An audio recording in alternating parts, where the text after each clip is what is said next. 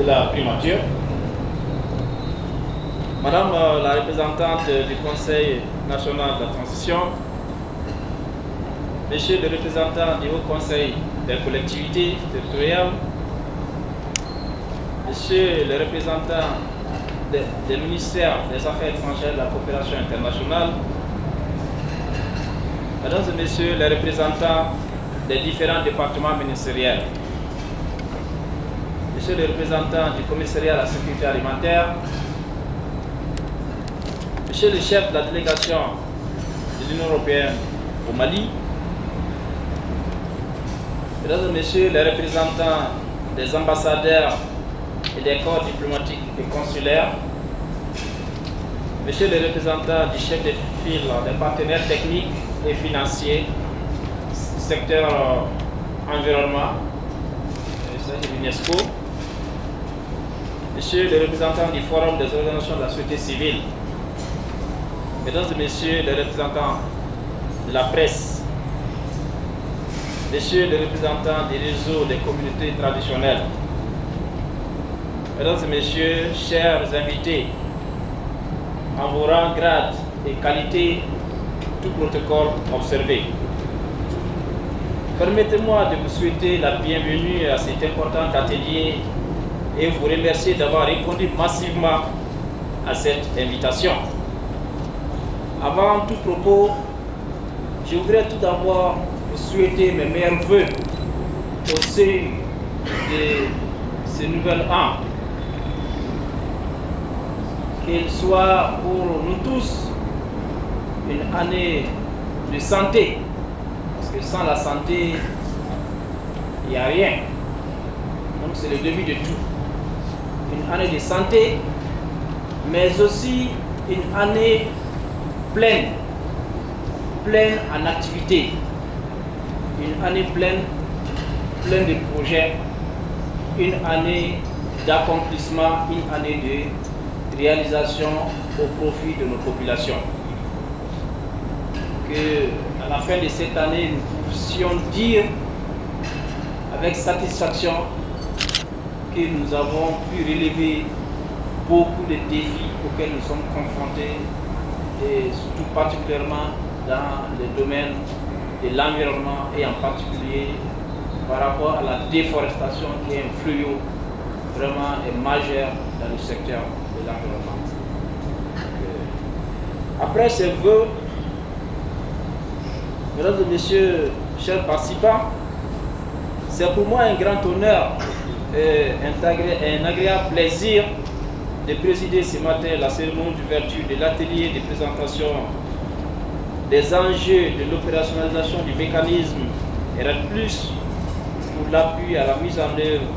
de la CDL révisée et à la sécurité climatique au Mali. Je tiens à vous remercier pour votre présence à cet atelier organisé par mon département en collaboration avec le ministère des Affaires étrangères et de la coopération internationale, qui est le maître d'ouvrage du programme. Notre pays connaît depuis plus d'un demi-siècle un phénomène accéléré de dégradation des ressources naturelles,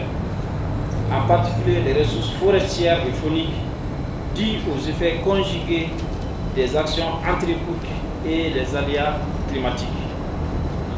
Malgré les efforts importants entrepris durant ces 3 dernières décennies, le Mali reste confronté au phénomène de la dégradation des ressources naturelles. C'est le lieu de remercier et de féliciter notre partenaire stratégique, qui est l'Union européenne, qui nous a appuyés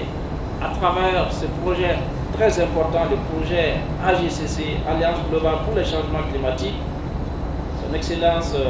vient de le rappeler tout de suite. Un projet qui a porté sur 2 phases et qui a couvert 13 années avec 13 millions d'euros d'investissement. Et un projet qui a eu des succès et dont je ne doute pas de la capitalisation et qui vont, j'espère bien sûr, ouvrir d'autres phases pour pérenniser les acquis ces projets-là.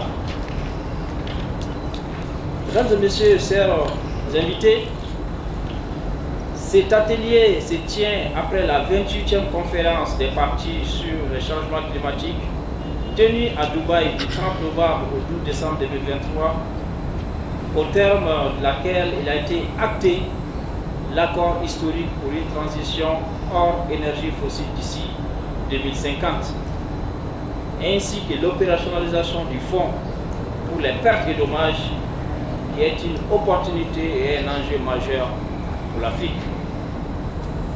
Le Mali s'est engagé dans plusieurs conventions, dont celle relative au changement climatique, par sa signature le 22 septembre 1992 et sa ratification le 28 décembre 1994. Cet engagement au plan international marque la volonté de notre pays à participer à la lutte contre les changements climatiques qui demeurent une problématique mondiale. À cet égard, d'importantes actions au titre de ces engagements en tant que partie de la Convention ont été réalisées par le Mali, notamment la soumission en 2015 de sa première contribution déterminée au niveau national et les instruments de ratification le 23 septembre 2016 au secrétariat de la Convention. Sur la base de l'évaluation de cette première génération de la CDN, malgré que demeure un pays à faible émission de gaz à effet de serre, le Mali s'est inscrit dans une démarche collective de rehaussement de ses ambitions en ajoutant un quatrième secteur, celui des déchets solides, dans sa seconde CDN. Cette initiative du Mali vise à contribuer à l'effort mondial de la limitation d'ici la fin du siècle de l'augmentation de la température globale de la planète sous la barre fatidique des 1,5 degrés Celsius. Cette disposition de réduction des émissions suppose que les acteurs en charge de ce secteur soient suffisamment informés de leur rôle et responsabilités au regard de ces nouveaux engagements. Mesdames et messieurs, distingués invités, une synthèse cartographique issue du traitement d'imagerie satellitaire à travers une étude diachronique du couvert végétal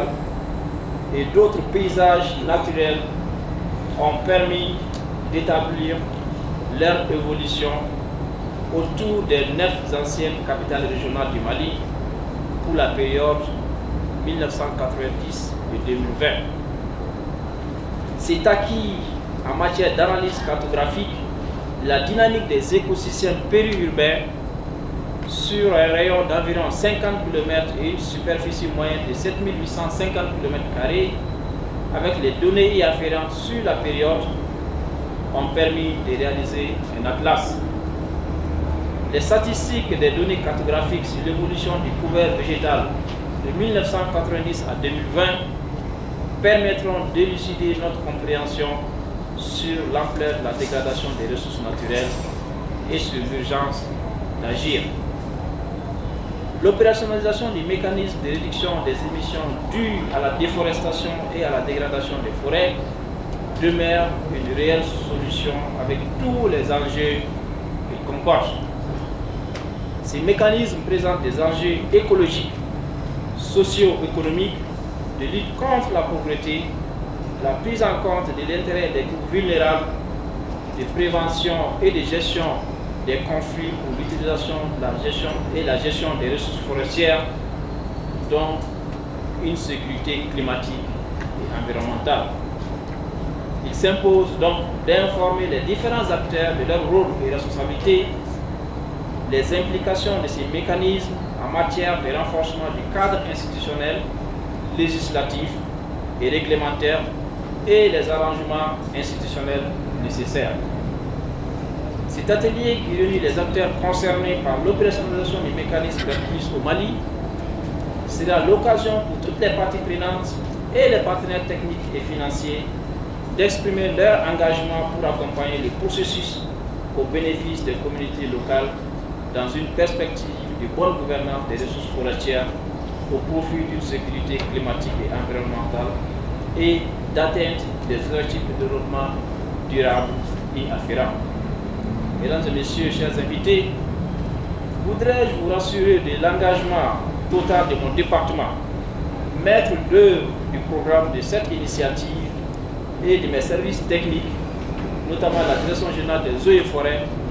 et l'Agence de l'environnement et du développement durable pour l'accompagnement nécessaire et sa concrétisation. Permettez-moi également d'adresser mes sincères